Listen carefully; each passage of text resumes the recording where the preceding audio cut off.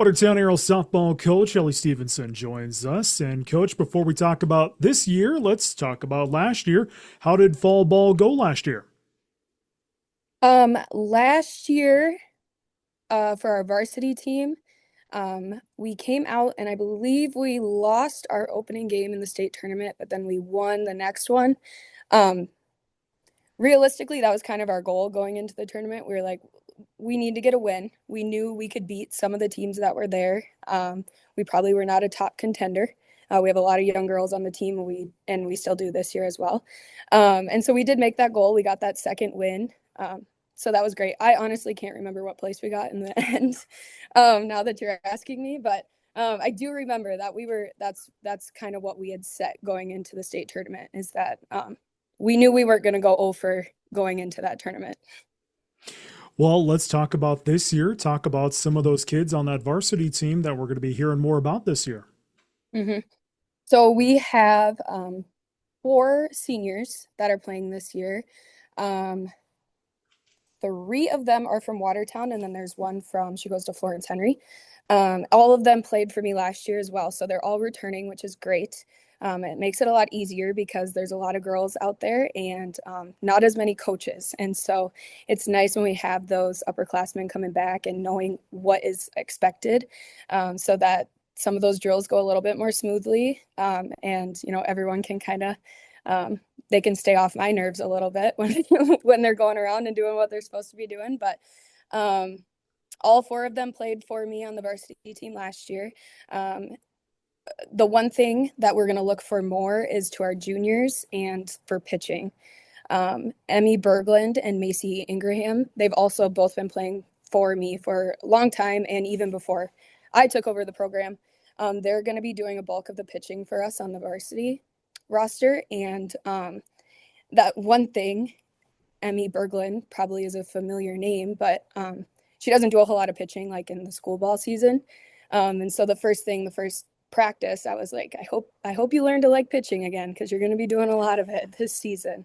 Um, and then other than that, like our juniors, all of them, I'm looking at my list right here, all of them are also returning players, which, like I said before, it's always great to have those upperclassmen who know those expectations already and kind of can lead those younger girls by example, and then we don't have to do as much then.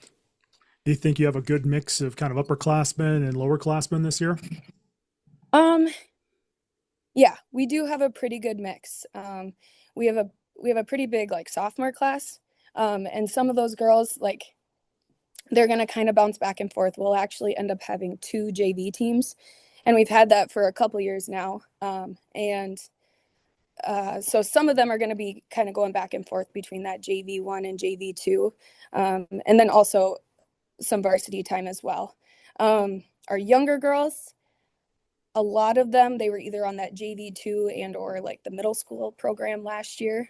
So they will make up kind of the bulk of that JV2 team.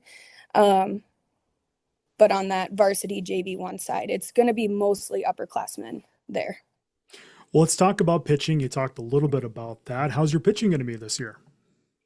Pitching is what we're going to need to probably develop as the season goes. Um, like I said, those two juniors are going to do a bulk of the pitching for us. And then we're probably going to even have to look into some of our underclassmen to come up and do some pitching for us as well. We graduated a senior last year that pitched most of our games, and kind of led us there. So that's kind of a big hole we're going to have to try to fill. And so I'm excited to see Emmy and Macy. And then our senior Emma Caulfield, she'll also do some pitching for us too. I'm excited to see what they do this year, stepping into that role. But probably we're going to have to look to some underclassmen to also step in and probably throw some innings for us as well. How about at the bat, at the plates? Well, what's that look like this year? The plates, well, we actually have a pretty good mix offensively. So we got some girls that can hit the ball pretty hard. And then also there's some girls that are pretty quick. So that's going to be kind of fun to see those two mixed together. Last year we struggled getting on base a little bit. Just we see a lot of fluctuation in pitching when we go to the league on Sundays.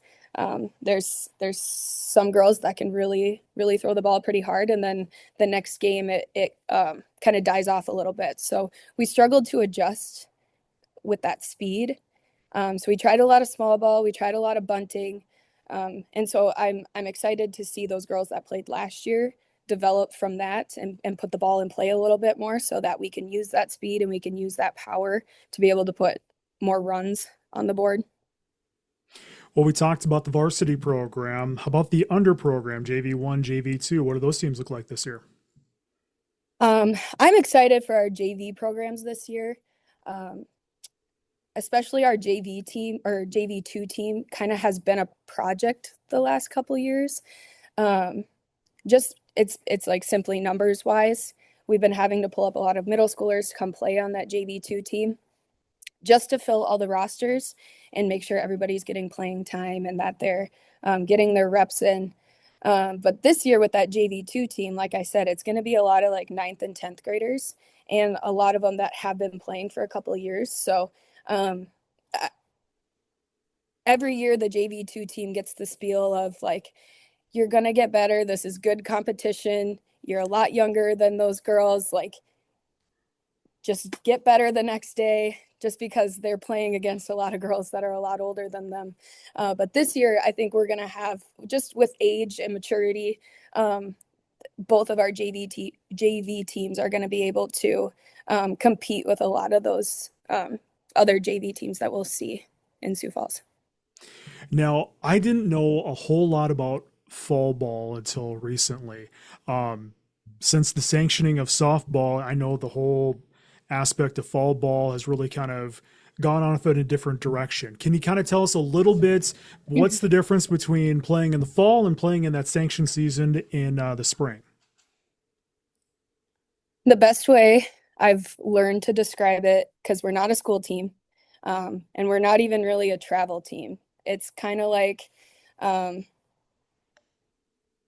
we're putting a team together to take to a league in Sioux Falls. Like that, when it gets down to like the bare bones, that's what we're doing. But I would say there's a couple programs that are competing in the fall ball league, and I would put Watertown in that realm. But trying to hold like components of the old fall ball still in this new league, where we still have the nicer uniforms. um, I still expect my girls, even the ones that are playing multiple sports or in multiple activities, I expect them to come to practice still. I know I talk to a lot of the other coaches in the league, and they only see their girls when they show up to the games on Sundays because they didn't have quite the program like some of us other schools did before this league was created. Um, it takes a lot of patience because I every year I lead the like season with like perfect world, everybody would be at everything, and we could run more similarly to like a school ball program where we have higher expectations of getting to practice, um, and stuff like that. But we can't function that way now just because we are competing with so many other seasons and stuff like that. And I want the girls to be able to do those other things as well. I want them to play volleyball, run cross country, play tennis, all of that, cheer. Um, and so I've had to learn to accept that my varsity shortstop is only going to be at one practice this week, and then be able to still move on and go on and compete on Sunday. Um, that's definitely the biggest change. Like I played in high school and I played for Gary Young in the fall ball program, and it functioned as a school sport.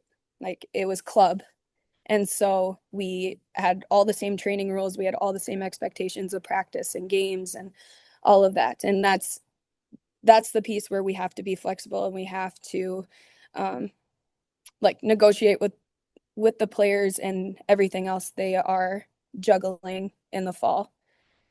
But I also tell the girls, I'm like, as long as people keep showing up, we're going to keep having a program. So if you guys want to play and people are interested, then this this program will continue on.